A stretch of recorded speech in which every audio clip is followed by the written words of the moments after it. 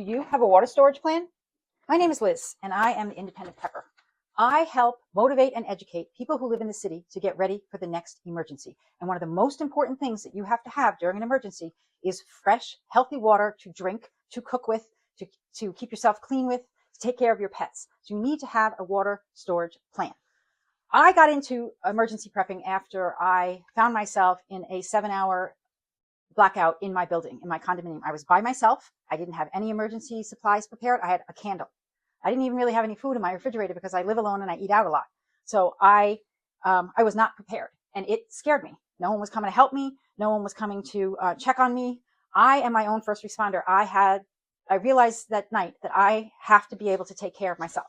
So I started doing research on bugging in and prepping and what you need to stay in and stay safe and what you need to be storing to be able to get through any emergency. And the first thing I thought about was water. Water is survival. The human body cannot live beyond 3 days without water. You'll start going into dehydration, which is a foggy, painful, ugly way to live.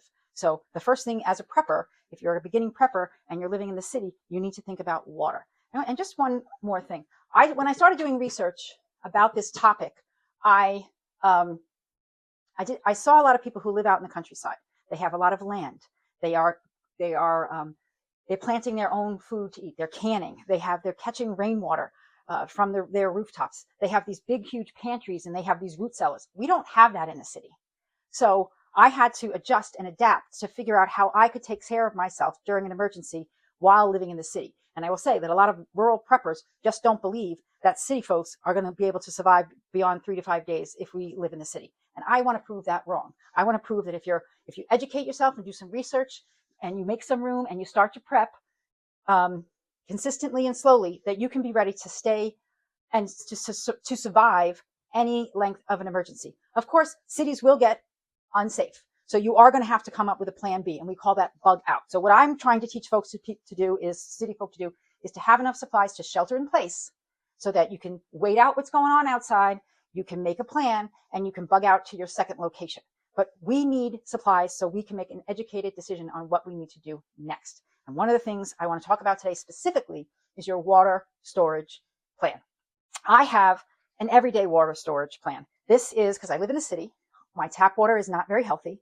It's filled with a lot of sediment and a lot of plastics. This is a gravity-fed water filter, and it sits on my counter, and all the water I use goes through this. The water I cook with, the water I feed to my pets, the water I put in my plants, it all gets filtered. You can filter about 9,000 gallons of water with this filter system, which also saves on plastic bottles. I fill up a water bottle every time, made of glass, every time I go to work.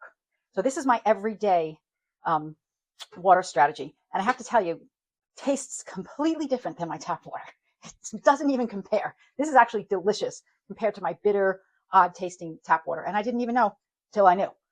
And then I also carry with me, and I have given these to my kids, I think every human should carry around with them a water filter straw. It filters out all the same bacteria, sediment, plastics.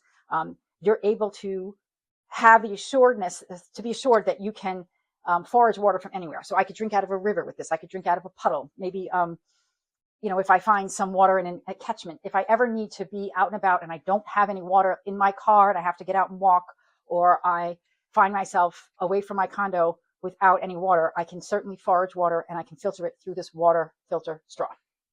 So that's my everyday water source. And as I got into prepping, I realized that a smart thing to do is to put up water that for a long period of time. So I put up 40 gallons of water, and I did my research.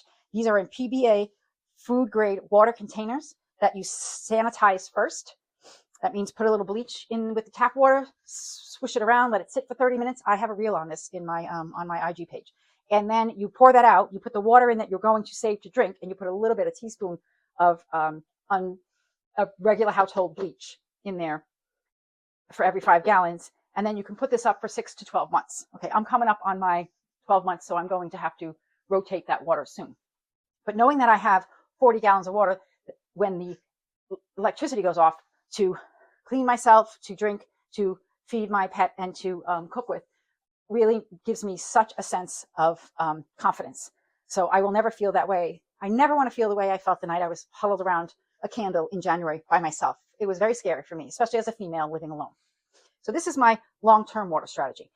And my when ship hits the fan strategy, meaning that when the power goes off, us city folk have to know how long the water will flow in our apartment buildings, our condos, our townhouse. It's different for every building. It depends on how old the building is and what type of generator system they have. So I had to call my management company of my condo and ask them, if the water goes out, if the electricity goes out, how long will the water flow in my building? And he actually had to do some checking. He didn't know. But after checking, he got back to me and said, conservatively, I'll tell you, you have about an hour before we believe the generators will stop and the water will stop pumping. So I know that I have about an hour after I lose power to start collecting water. Now, I have 2 tubs in my house.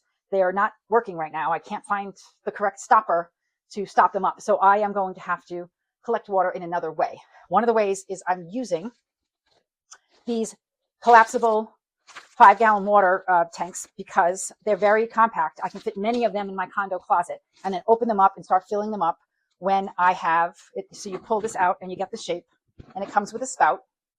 And I will fill these up. They're 5 gallons. I'll put a teaspoon of bleach in there, shake it around, let it sit.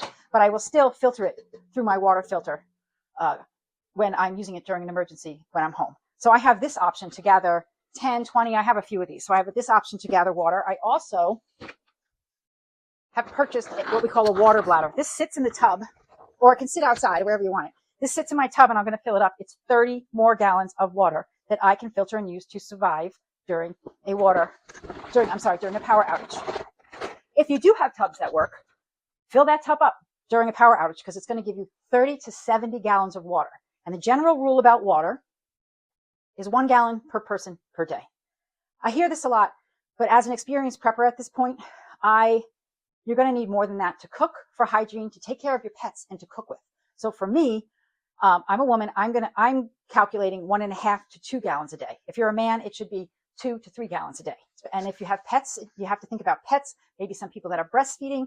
You have to do some research and figure out exactly your family structure and how much water per day per person you should be collecting and storing as an emergency prepper. So folks, that is my water storage plan. And again, my name is Liz. I'm the independent prepper.